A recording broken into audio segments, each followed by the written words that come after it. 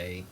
It says it is currently 25. There's no telling what it feels like out there. The wind chill is insane. I think it's 17 and 16, something like that. So I was going to record this outside. Not happening. As we all know and have seen, I own a 2005 Subaru Forester 2.5X. And one of the things that really kind of stick out on that car is the 3-inch exhaust tip. I've done a lot to that car since I bought it in 2021. It has a 2-inch lift. It has 2-inch wheel spacers, 27-inch tires, and I've changed the exhaust on that car about 3 or 4 times. The first time I changed the exhaust, I was just bored, so crawled up underneath it one day during summer and just unbolted the muffler off the car.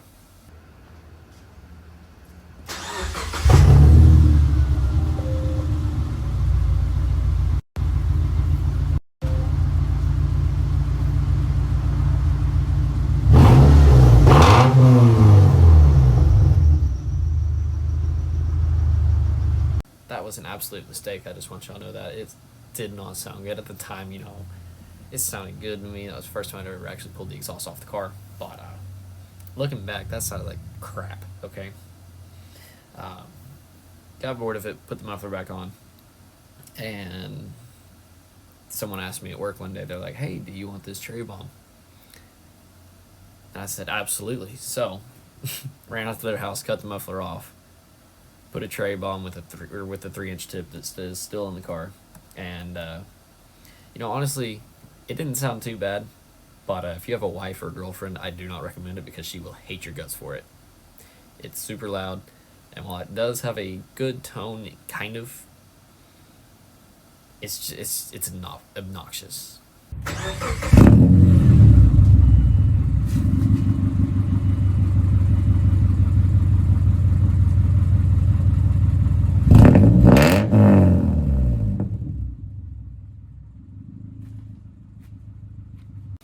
And of course, go figure. That lasted about a week. I have never pulled an exhaust off a car quicker. Ran into some technical issues. Ended up actually melting the bumper on the car a little bit, and had to go back and cut that off. And ended up just relocating the tip to just be right at the flange for the 2-inch to 2.5-inch exhaust conversion.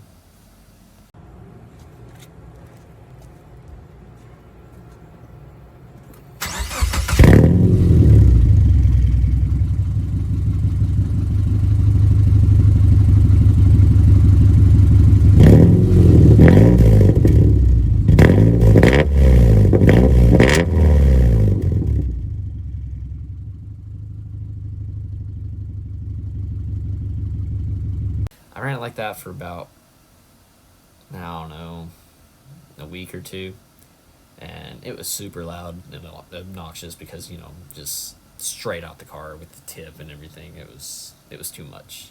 I actually had ordered a Thrush Hush muffler for it, which I put on, and honestly, it didn't sound too bad.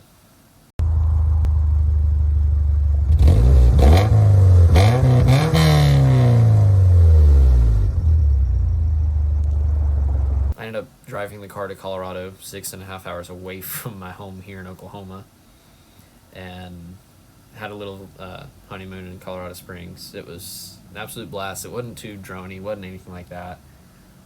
Came home from Colorado, and that was actually when I lifted the car. And after that, it was just kind of like, man, I'm getting tired of this exhaust. So, getting ready to order a new exhaust, and that's when disaster struck.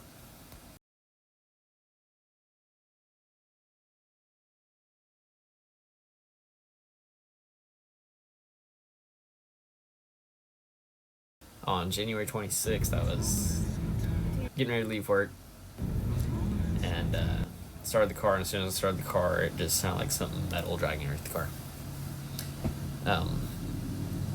It was a night, let's just say that. Called a couple mechanic buddies, and we started pricing motors for the car because they were all like, man, that sounds like you have a blown motor. It was just rough. Called Dad. He was like, yeah, you're gonna need a new motor, dude. That's pretty bad.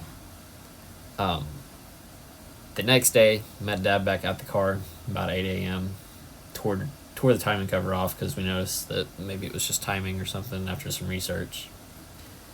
And found the timing belt tensioner to just be completely flopping around underneath there. And it had actually spun bearing, which, by the way, is not fun, okay? Not fun at all. Don't let anyone tell you any differently.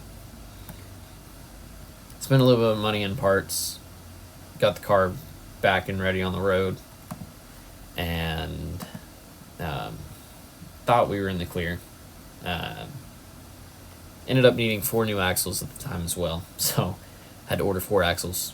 Everything got done on the car, backing it off the trailer, and it died, which should have been a sign, but it wasn't.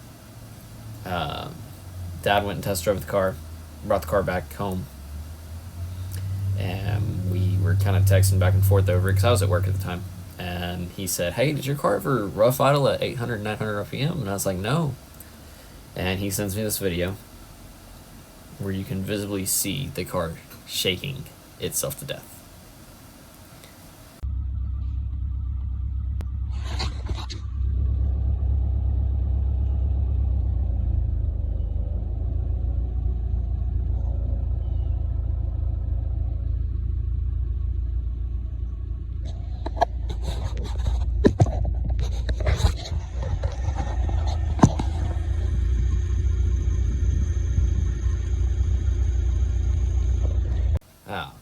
He tore it back apart that day. This is about 2 weeks after the whole incident with the car. It took about a week to get a trailer just to get it home. An hour away. About